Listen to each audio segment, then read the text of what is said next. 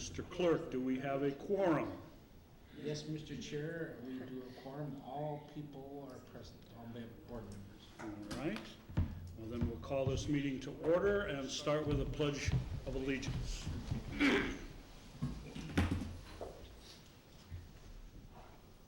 I pledge allegiance to the flag of the United States of America and to the republic for which it stands, one nation, under God, indivisible, with liberty and justice for all.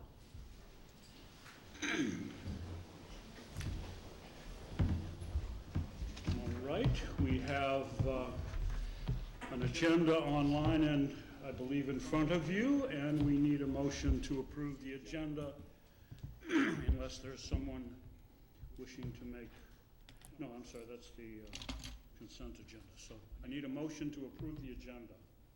So moved. Second.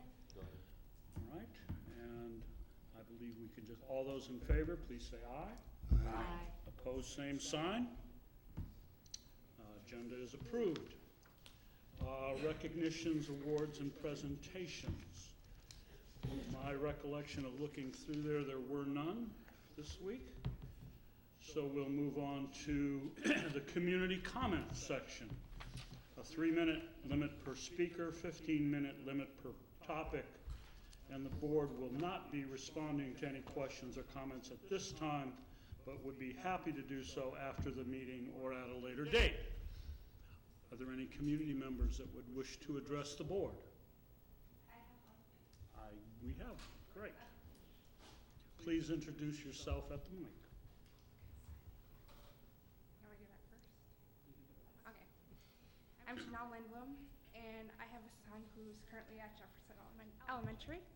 And I emailed the principal, and he is currently in the special ed program, and constantly being told that there is no space. She did make a change at Thanksgiving, but it was okay. I went in December and actually had a meeting with Ms. Malter and Mr. Dainert, and basically said there needed to be some adjustments. I wanted to go and observe. She'd only let me observe before school or after school, so therefore no one gets to see what happens during the day, and that it's really loud, and these kids cannot function. Currently, there's a special ed teacher in that room and an EBD teacher. Not okay, because you can't blame the EBD kids for having those behaviors, but when another student sees that, and it's okay for that child, but it's not okay for that next child that sees it, and they're the ones that get in trouble. I have gone to Ms. Malter numerous times, and it's always a space issue. I do have ideas of maybe what could happen as far as rearranging, but haven't been able to talk that far yet. It is summer. I did email Ms. Malter again 2 weeks ago, and she's still saying it's a space issue. Very frustrating when all the boundaries have supposedly been redone, and Jefferson is still busting at the seams. And what to do. I mean, I thought that was the whole purpose of the boundaries, was to make space at Jefferson and to allow every kid to learn, not if you're just in the regular classroom. So I'm asking, I guess, what can we do? I'm totally open to helping, but there's nothing I can do if the administration or the principal won't change it or want to make a difference. So that's what I bring to you today is, if we're open for change and what can we do? Well, thank you for your comments.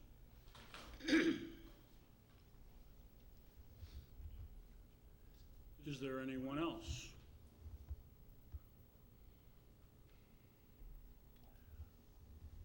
Seeing no one. We'll move on to the consent agenda. These items can be approved in one motion unless there is an item that a board member would request separate action. Are there any items that board members would like to pull out of the consent agenda?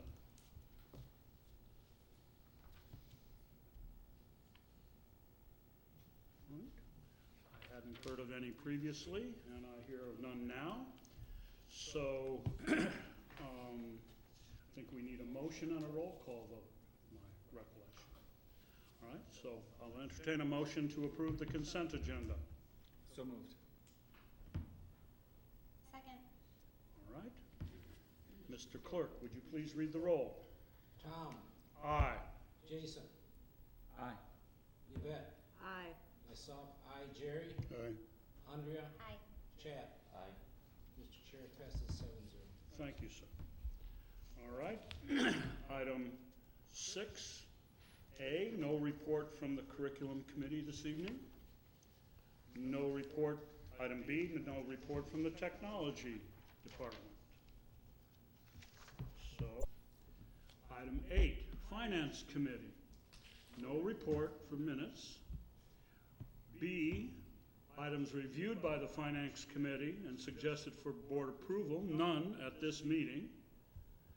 And item C, the budget, enrollment, no report.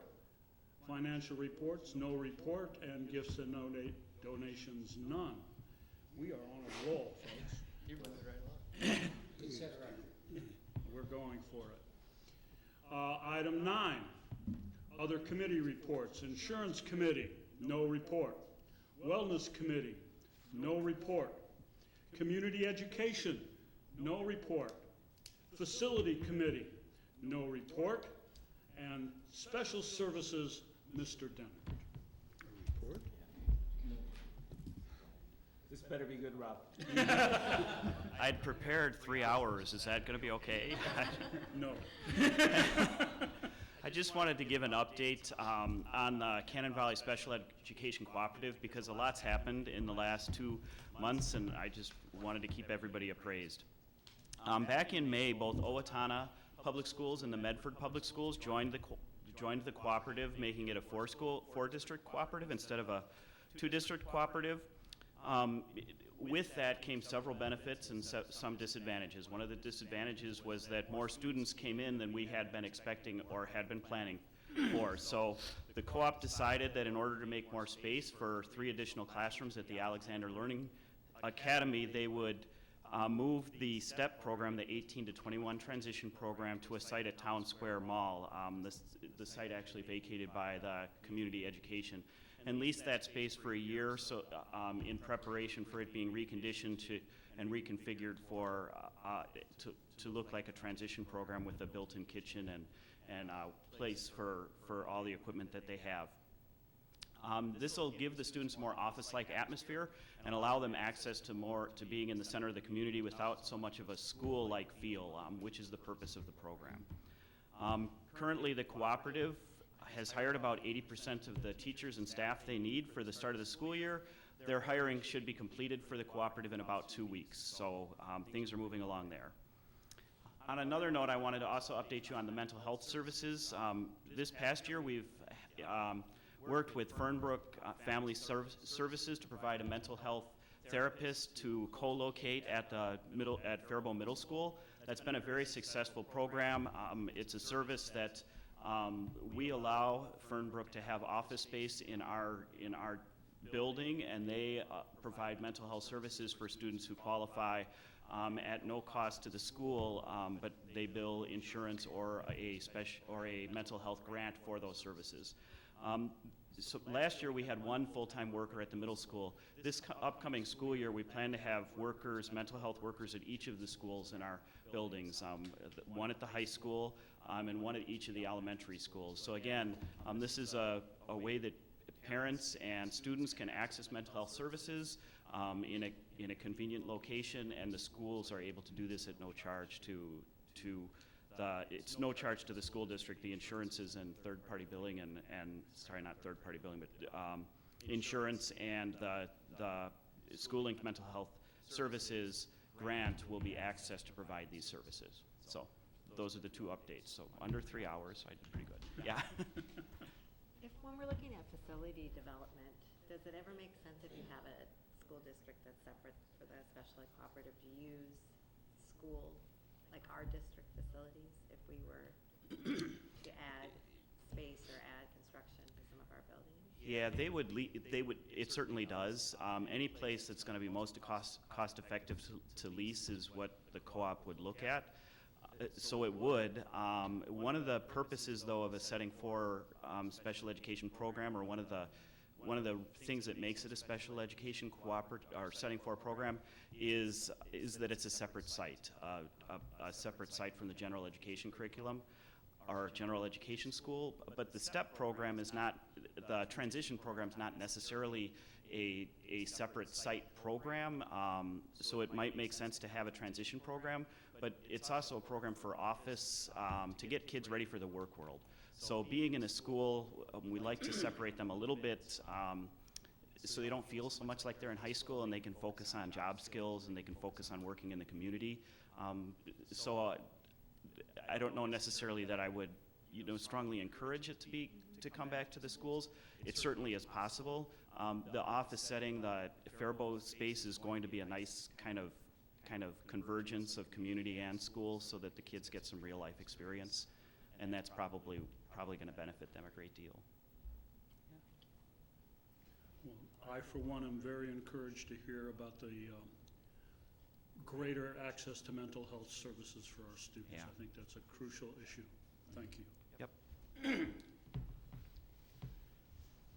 I believe we're still on record, or set for a record. Item 10, other matters. We need to consider approval of the revised 2015-2016 public school calendar. And that is, would you please explain why we're approving last year's calendar?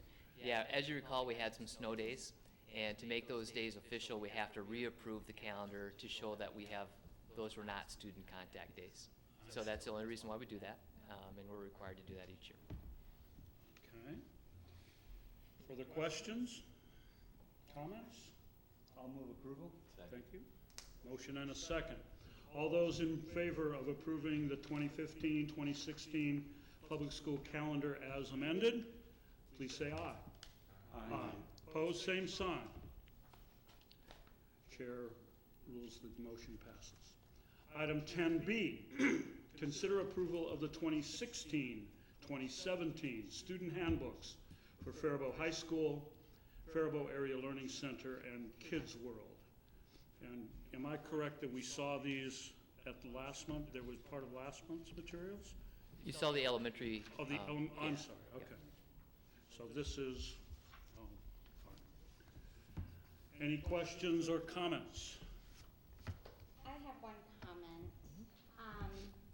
For the high school attendance policies, it's on page 10 in my iPad. I don't know what. I'll find it. Okay. Well, it talks about unexcused absences and when we intervene. So, if I'm reading this right, following 3 unexcused absences from one class during a semester, then the parents will get a phone call. So after 3 unexcused absences in one class, but any unexcused tardy will result in detention. So if I'm a kid, I'm just not gonna go to class to avoid getting detention. Like if I go to class and I'm tardy, I'm gonna get detention. But if I skip, you're not gonna tell my mom and dad until I'm gone 3 times from that class. So I just don't know if there's a better way. I don't know. Have you done this before? Right? Just from experience? No. But it just seems kinda, it's easier for them to skip class than it is to go in tardy.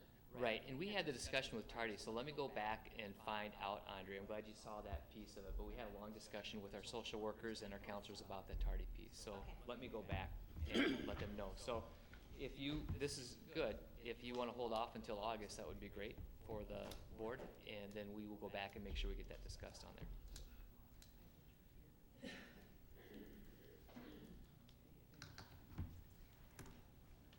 I just think we probably have to have that done before. Yeah, but we want to make sure that we have that cleaned up, so. Do you want to, if we, trying to think of how we could arrange that motion, didn't want to get into this much discussion, but how can we do that with that, given the recommendations of the counselors and the social workers for that change? We'll put that in there, and if you're okay with that change, we'll go ahead and put that in there. The change was to restrict the tardies almost altogether and not have a penalty so that it would look just like what Andrea said. There wouldn't be a reason to go to class again if you had this suspension in there. I don't remember what the verbiage was, unfortunately, for that. You okay with that? If the administration comes back with the recommendations of what the counselor said, then we can change it into the handbook. And I'm just, little question the time order. Well, this handbook needs to be published for this fall, and what would the timeline be required in order to make sure that we had the correct wording and before publication? If you do not approve it tonight and wait until August 22nd, that will be too late for their printing. So if the language can be straightened out within the next week or so, I'm sure then their timeline is still all right. Right, so we could move approval with the stipulation that the language regarding tardies and unexcused absences would be re-examined and possibly written prior to publication. Yeah, I think specifically the tardies, and then I'll check with Andrea too, just to follow up to make sure that that corresponds to what we're thinking. You're okay with that? So Then you got a everybody board good with member, that? please. Okay. I'll move approval for whatever Tom just said. I'm not gonna try to repeat that. I'll leave it to Kathy's notes, but I'll move approval for that. Second. Okay, we have a motion and a second to approve the handbooks for Faribault High School and the Faribault Area Learning Center and Kids World, with the stipulation that language regarding tardies and unexcused absences will be revisited and possibly rewritten prior to publication. Yep. We have a motion and a second for that. All those in favor, please say aye. Mr. Chair, can I Oh, interrupt? of course. Can I ask one other question? Yes, there? I didn't know if you're gonna go to the discussion, one more discussion phase after those two, the motion and second.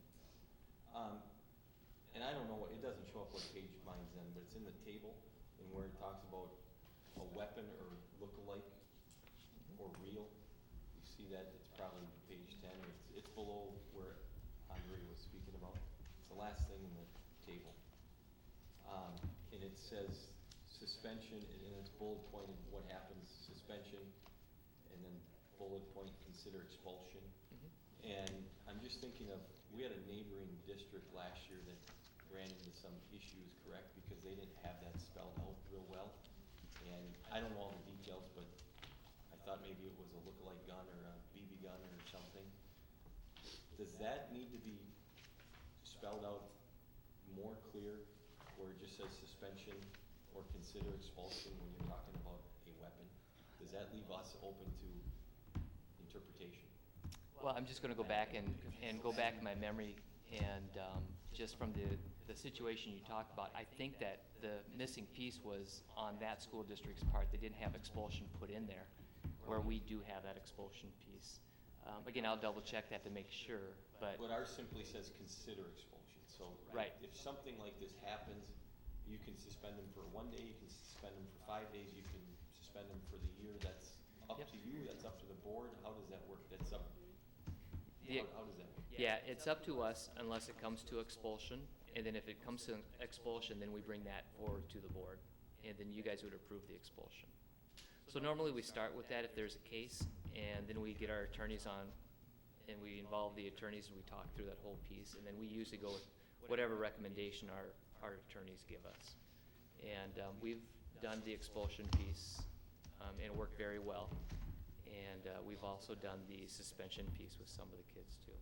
But I So think the there's situation. obviously a gray area there. There is, and I think that's what got the other school district in trouble, because they didn't have it. So they didn't have the expulsion. They didn't have the expulsion piece. Wasn't available to them. Yep. Because I think we are also aware of situations where someone might mistakenly bring fishing knife to school Yeah. that they left in their pocket, you know, and so I think in those cases, it would want to be considered whether they should be expelled. There should be an expulsion. No, and I'm just, Mhm. I just, the less we have to Yep. have gray and open for discussion, and it's clear cut, it just makes things a little easier at times. Yeah, like I said, I don't recall exactly what it was, but I know there was some information. I know our conversation, when we had our conversation with that same situation, our language is better. But we'll take a look at it again to make sure that we've got everything covered. I We had think an it's good. incident at the middle school last year with the BB gun. Mhm. I'm assuming it was a policy like this, and that led to an expulsion? Do Yep. I understand that right? Yeah. I think it was a suspension to the end of the year. It was Yep. an agreement for an alternative. Maybe it wasn't a Placement, that's formal right. It was an expulsion, agreement yeah. for an That's correct. alternative. That's We correct. didn't- We didn't approve it as a board, so it wouldn't have been an Yeah, expulsion. had we gone through the expulsion piece, we had followed the right steps where our attorney would have been confident that would have been fine. The trouble with expulsion too, that you have, it's a good piece for us to have, because parents rarely want to go through that process, because that means everything becomes public because it goes in front of the board. And so if we can negotiate without that and get the same result, then that's normally what we do. Thank you. Okay. Any further questions or comments? All right. Just restating, I believe we are considering approval of the 2016-17 student handbooks for Faribault High School, Faribault Area Learning Center, and Kids World, with the stipulation that tardies and unexcused absences language will be reexamined within the next week or so that we can proceed with timely publication. And we had a motion and a second. If there is no further discussion, all those in favor, please say aye. Aye. Opposed, same sign. Motion carries. Item 10C, consider approval of the Minnesota State Academies and Faribault Public Schools mainstream contract 2016-2017. And Mr. Sesker, my recollection is that this is fairly something we do every year, and there are no particular changes that I am aware of. Correct. Thank you to Colleen Murderstorff, who found the little glitch number of years back that saved us about $300,000 a year. So we have to approve this each year, so we can make sure that we don't lose the revenue from students that do attend the academy. So again, I thank Colleen every year for doing that. And it's nice to have it on that agenda again, so when Andy takes over, she will have that reminder. All right, well, again, thank you, Colleen. I would entertain a motion to approve the State Academies and Faribault Public Schools mainstream contract for 2016-17. So moved. Second? Motion and a second. Any further discussion? All those in favor, please say aye. Aye. Opposed, same sign. Motion carries.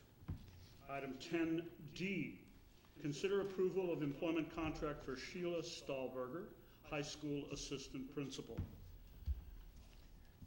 Yep, she was going to be here, except for she had knee surgery, so she can't make it. So, My sympathies for anyone requiring knee surgery. All right. Questions? I have only one question. I'm not sure why I'm raising it now, but it seems maybe it just comes to mind. How many applicants did we have for that position? gosh, now you put me on the spot. I apologize for that. That's all right. A rough number would be just fine with me. I'm going to defer to Nicole and maybe let her answer that after the board meeting so she can go back and check, because there's no way we're going to be able to tell you now what it was. So I didn't require exactitude. I'm thinking somewhere between 10 and 50. close enough. I really don't know. I don't remember. How many were licensed? Again, Nicole can do those research, and we promise we'll bring that back right after the board meeting, and we'll let you guys know. Yep. Thank you. All right. I don't believe we've had a motion. So moved. Second. We have a motion and a second to approve the employment contract for Sheila Stahlberger. All those in favor, please say aye. Aye. Opposed, same sign. Motion carries. Item 11, other items of information. Our student representatives are preparing for college or their senior year, so they're not here at this moment. School board members.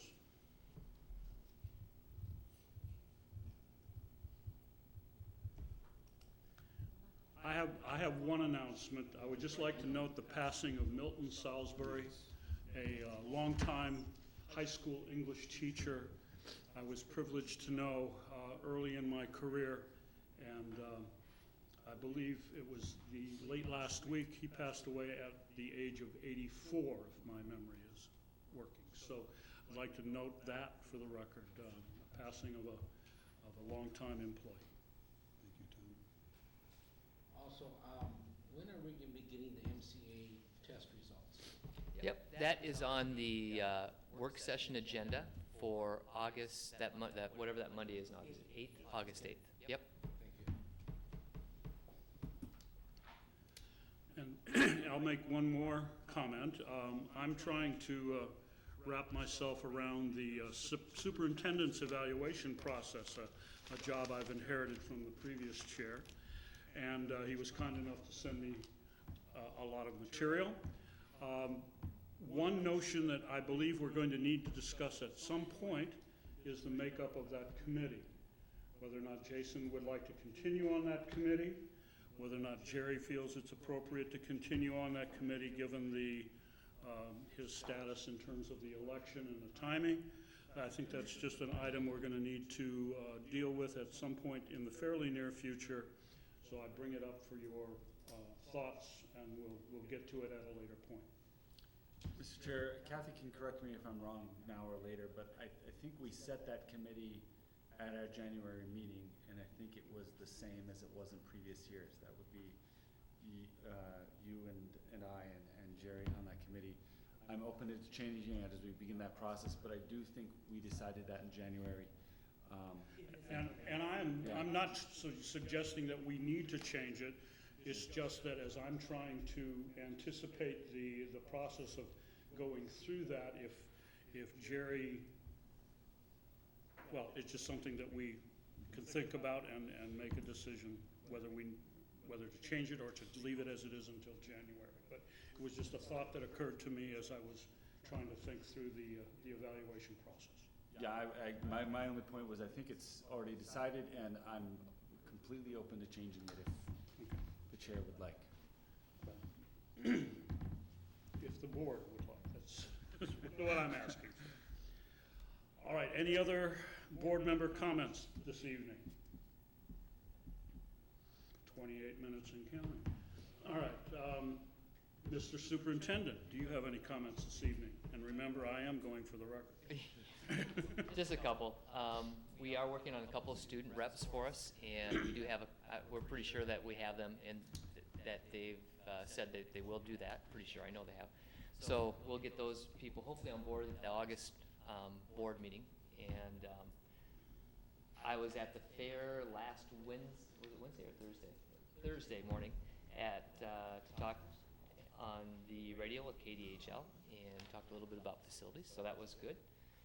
I will be out all of next week, going up to the Northern Country cabin for a week or so. So certainly give me a call if you have any questions. The reception may not be that great, but go ahead and try to call anyway.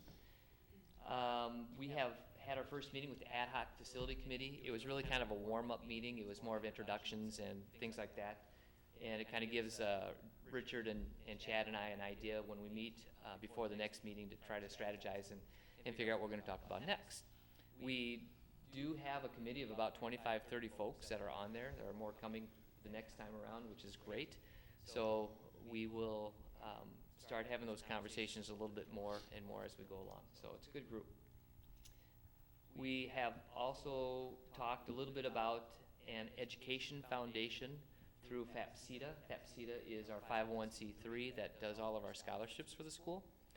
In there, the original folks that created the bylaws back in 1985 or 1986 created two branches. One was for scholarships and one was for programming. Well, we've never used the programming branch within that organization.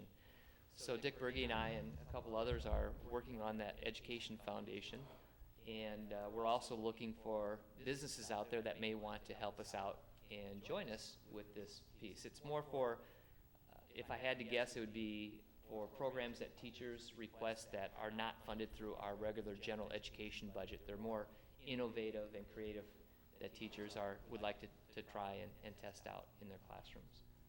So we're looking forward to that. We don't have anything organized yet, but that's kind of what we're up to, and some good things moving ahead with our school district. And that is all I have.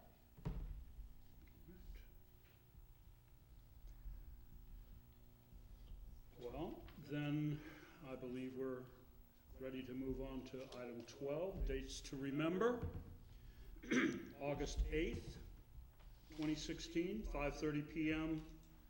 Work session right here in this room. August 9th, 4:30 p.m.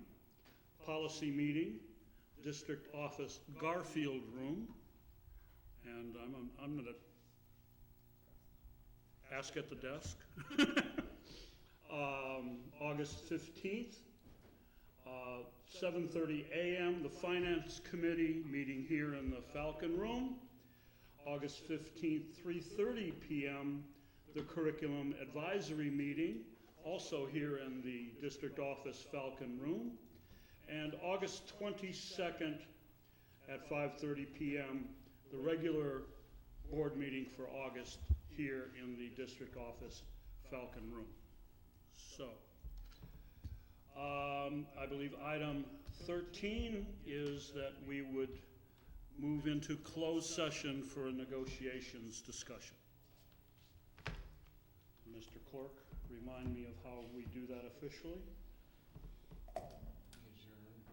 No, you need a motion, just a motion to go into closed session. Okay, we need a motion to go into closed session.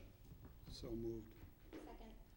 We have a motion and a second to go into closed session. All those in favor, please say aye. Aye. Opposed, same sign. We are now in closed session. You want to take a little break real